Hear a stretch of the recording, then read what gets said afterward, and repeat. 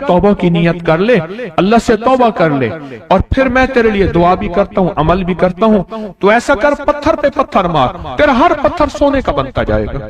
आप बैठ गए, उसने वैसे ही पत्थर पे पत्थर मारा, और जैसे बेचारा बेबसी की हालत में पहले मार रहा था, आपने दुआ करनी शुरू कर दी, ये दुआ पढ़नी शुरू कर दी, और दुआ पढ़ते पढ़ते देखा तो लोगों ने पत्थरों की शक्लें बदलना शुरू हो गई, और जो पत्थर भी उसके हाथ में आया था वो सारे पत्थर सोने के बन गए। आपने सारा सोना उसको दिया, चल पड़े। सफर में आगे जाते जाते देखा कि एक शख्स है, उसके साथ एक बच्चा है, एक बूढ़ी औरत है, एक बूढ़ा गधा है, और वो सारे पैदल चल रहे हैं, गधे को सवारी को साथ लिए हुए। तो आपने पूछा क्या हुआ? उन्होंने कहा एक सांप है जो इस गधे के पे मुसल्लत है, उस सामने बैठा है, वो नीचे नहीं उतर रहा। हमने मारने की कोशिश की है, उसकी फुंकार से असा जल जाता है, और जला हुआ असा दिखाया, डंडा जला हुआ दिखाया कि फुंकार से डंडा जल जाता है। वो मुसल्लत है गधे पे, हम पैदल चल रहे हैं, मंजिल पे है, सांप मुसल्लत है, इसका कोई हल नहीं। आपने फरमाया इस गधे को इस झाड़ी से, इस दरख्त से बांध दो, और बांध के आप किबला रुख हुए और ये दुआ पढ़नी शुरू कर दी, और फरमाया फिर दूसरे रुख हुए और ये दुआ पढ़नी शुरू कर दी, और तीसरे रुख हुए, और दुआ पढ़ने के बाद आपने उस सांप पे फूंक मारा, सांप चींटी बन के छलांग लगाई और गायब हो गया। तो उन्होंने पूछा आका ये क्या था? फरमाया ये तुम्हारे ऊपर एक दुश्मन जिन मुसल्लत था जो के तुम्हारी जानों और इज्जतों का लुटेरा था। आखिरकार आपके गुलाम ने आपसे पूछा आका अगर आप ये दुआ हमें सिखा दें, चश्मे फैज से गरेक इशारा हो जाए, चश्मे फैज से गरेक इशारा हो जाए, लुत्फ हो आपका और काम हमारा हो जाए। आए बिस्मिल्लाह करके इस दुआ को पहले सुनते हैं। या वहाब हबली मिन नेमत दुनिया वल आखिरह इन्नका अंतल वहाब। अल्लाह के वलियों ने अपनी किताबों में एक बात लिखी है, हमने जब भी इस दुआ को पढ़ा अल्लाह पाक जल्ल शानुहु ने उससे फौरी अता फरमाया, वरना उसकी निस्बत अता फरमाई, और वरना चंद लम्हों में अता फरमाया, वरना चंद दिनों में। अल्लाह ने आज तक इस दुआ के मांगे का रद्द नहीं फरमाया। रेस की वुसअत के लिए जो मैं बताता हूं कि बंदा है 129 दिन और 129 दफा सूरत कौसर पढ़ और फिर आंखों से रब की ताकत के जलवे देख। 129 दिन और 129 बार। आप बताएं जो ये पढ़ते हैं 129 बार सूरत कौसर कितना वक्त लगता है? सही सही बताएं, अगर नहीं पढ़ते ना बताना। 10 मिनट की आवाज भी है, 7-8 मिनट की आवाज भी है, 15 मिनट की आवाज भी है। हम 15 मिनट ले लेते हैं, 15 मिनट ले लेते। क्या रोजाना के 15 मिनट हमारे लिए मुश्किल है? 129 बार सूरत कौसर, और अगर जगह और वक्त एक हो तो फिर उसकी ताकत और तासीर हैरत अंगेज तौर पे दुगनी हो जाती है। जमान और मकान वही वक्त वही जगह। मजबूरन अगर नहीं है तो कोई हर्ज नहीं, पर यकीन दिल की गहराइयों, अंदर का दर्द और पूरे खुशू खुजू ध्यान तलब तड़प और जज्बे के साथ पढ़ 129 बार।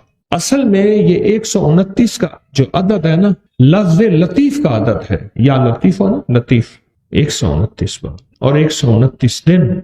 फिर कुदरत के खजाने और रब की रहमत के खजाने, उसकी अता और शफकत के खजाने, उसकी मेहरबानी के खजाने। एक और चीज बताऊं, एक और चीज बताऊं, दीदार मुस्तफा के लिए, कमली वाले के दीदार के लिए सूरत कौसर बहुत बाकमाल है। अब इसके फायदे सुनते जाएं, 129 दफा के फायदे जरा सुनते जाएं, क्योंकि मेरे आका की तसल्लियों के लिए, दिलजोइयों के लिए ये आयत, ये सूरत उतरी थी। कुरान की सबसे छोटी सूरत है। दिलजोइयों के लिए ताने दे दे के जालिमों ने मेरे आका के सीने को छलनी किया, और अल्लाह पाक जल्ल शानहू ने फरमाया मेरे हबीब क्यों गमज़दा है, हमने आपको कौसर दे दी। और मेरे हबीब ये जो ताने देने वाले हैं, आप पे जादू करने वाले हैं, आप पे नजर बद के हमले करने वाले हैं और आपके साथ हसद करने वाले हैं, ये इन नशान आका अबतर, ये तो ऐसे अबतर होंगे, इनकी जिंदगी अबतर होगी, अबतर से अबतर और अबतर होगी। کہ بس زمانہ دیکھے گا وہ شماتت الاعداء، اور ان کے دشمن ان پہ ہنسیں گے، ایسے ابتر ہوں گے۔ 129 بار سورۃ کوثر دیدار مصطفیٰ کے لیے، 129 بار سورۃ کوثر جادو کے آخری توڑ کے لیے، 129 بار سورۃ کوثر جادو کو خود پلٹانے کے لیے، پلٹ جاتا ہے۔ 129 بار سورۃ کوثر آفات اور بلیات کو دور کرنے کے لیے، 129 بار سورۃ کوثر انزائٹی، ٹینشن، ڈپریشن اور اسٹریس کے لیے، اور 129 بار سورۃ کوثر پرسکون نیند کے لیے، 129 بار سورۃ کوثر پرسکون زندگی کے لیے، اور 129 بار سورۃ کوثر پھر دنیا حسنہ کے لیے۔ ایک درویش تھے، لوگوں کو اللہ اللہ سکھاتے تھے۔ ایک جنگل میں جا رہے تھے سفر میں کہیں، تو ایک جگہ جو ہے رات پڑ گئی، ایک درخت کے نیچے قیام کیا۔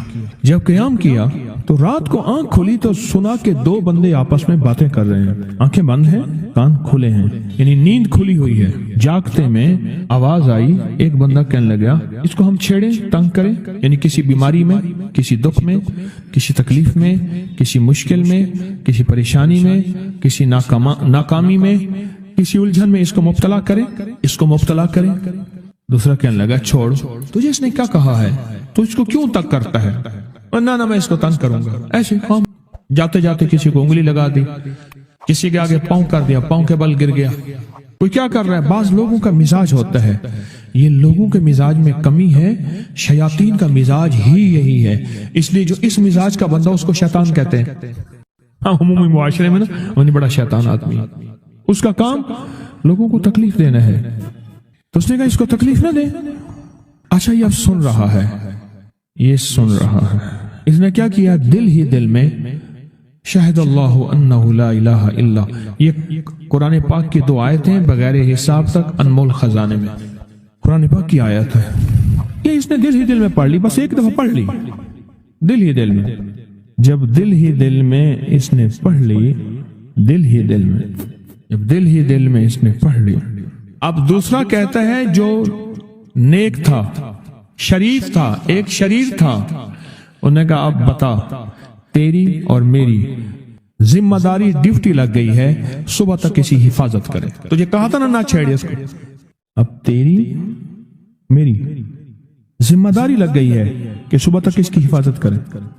اس نے کیا کیا؟ بے بس تھا، 2 جنات ہیں، ایک شریف ہے، ایک شریر ہے، اور مجھے تکلیف دینا چاہتے ہیں، کیا کریں؟ اس نے فوراً اس ہستی کو پکارا جس نے اس نے کہا تھا اماں، اس نے فوراً اس ہستی کو پکارا جس کے ہاتھ میں کائنات کے سارے راز، طاقتیں، قوتیں ہیں، اور اس ہستی نے کیا کیا؟ اب ان کی ڈیوٹی لگا دے، اب ان کی ذمہ داری لگا دے، یہ صبح تک اس کی حفاظت کریں جب تک وہ نہ جاگے۔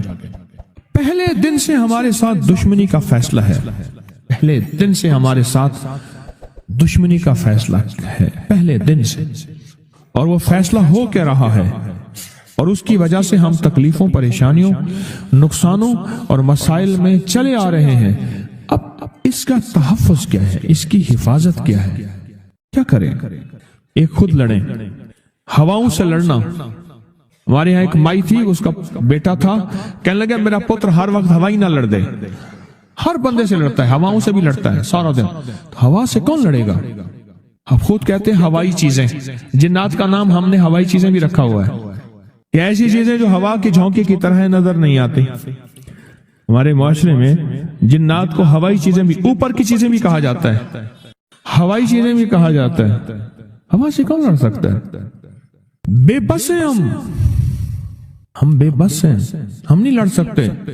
ایسی طاقت کو لے آئیں، ایسی طاقت کو لے آئیں جو لڑ سکتی ہے، اور وہ اللہ ہے، اور اس کی طاقت ہے، اور اس کی قوت ہے، اور اس کا 100% جمال ہے، جلال ہے، عزت ہے، عظمت ہے، وقار ہے، شان و شوکت ہے، وہ طاقت ہے جو لڑ سکتی ہے، کوئی نہیں لڑ سکتا۔ یاد رکھنا جنات شیاطین سے کوئی نہیں لڑ سکتا۔ میری بھی زندگی گزری ہے روحانیت کی دنیا میں طالب علم کی حیثیت سے، وہ جن تابع وغیرہ نہیں ہے، لیکن ان سے لڑ کوئی نہیں سکتا۔ ان سے اگر اللہ کی مدد ساتھ نہیں ہے اور اللہ کے نام کی طاقت اور ڈھال ساتھ نہیں ہے، ان سے کوئی نہیں لڑ سکتا، اور نہ لڑنے کی کوشش کرنا۔ اللہ کی مدد، یہ آیت الکرسی کیا ہے؟ یہ ساری اللہ کی مدد ہے، اللہ کی منت اور خوشامد ہے۔ ترجمہ اٹھا کے دے، یہ آیت الکرسی ساری میری اللہ کی منت اور خوشامد ہے۔ اللہ لا الہ الا هو الحی القیوم، مولا تیرے علاوہ ہے ہی کوئی نہیں، لا الہ الا الحی، تو ہمیشہ زندہ ہے، موت نہیں، القیوم، سب مٹ جائیں گے تو قائم ہے، لا تاخذہ سنہ، اے مولا تو وہ ہستی ہے جسے نہ نیند آئے نہ اونگ آئے، ولا نوم، لہو ما فی السماوات و ما فی الارض، ساری کائنات، ساری زمینیں، سارے آسمان مولا تیرے ہی ہیں، حکومت تیرے پاس ہے۔ من ذا الذی یشفع عندہ الا بإذنہ، کون ہے جو سفارش کرے؟ تیرا امر ہوگا تو سفارش ہوگی، تیری حکومت طاقت کے سامنے کوئی بندہ نہ ہل سکے، ناک اٹھا سکے۔ یعلم ما بین ایدیہم وما خلفہم، تو ہمارا پچھلا ڈیٹا بھی جانتا ہے، تو ہمارا اگلا ڈیٹا بھی جانتا ہے، ہماری پچھلی کیمرے کی ساری ریکارڈنگ تیرے پاس ہے، ہماری اندھیرے اجالے تیرے پاس ہیں، ہماری صبح شامیں تیرے پاس ہیں، ہمارے دل کے تصورات تیرے پاس ہیں، دل کی سوچیں اور خیالات تیرے پاس ہیں۔ ولا یحیطون بشیء، اور تیری طاقت ہر کسی پہ غالب ہے، احاطہ کیا ہوا ہے، الا بما من علم، الا بس تیرے علم میں ہے، وسع کرسی، تیری کرسی بڑی وسیع ہے، تیرا اقتدار بڑا وسیع ہے، تیری حکومت بڑی وسیع ہے، تیری پاس کئی سکندر آئے اور گئے، کئی سکندر آئے اور گئے۔ میں خوارزم میں گیا، وہاں بخارا سے آگے، بہت آگے، وہاں کا سفر تھا جہاز کا، بہت آگے، وہاں کئی میلوں میل، وہاں ایک شہر تھا، اس کا نام تھا نوراتا۔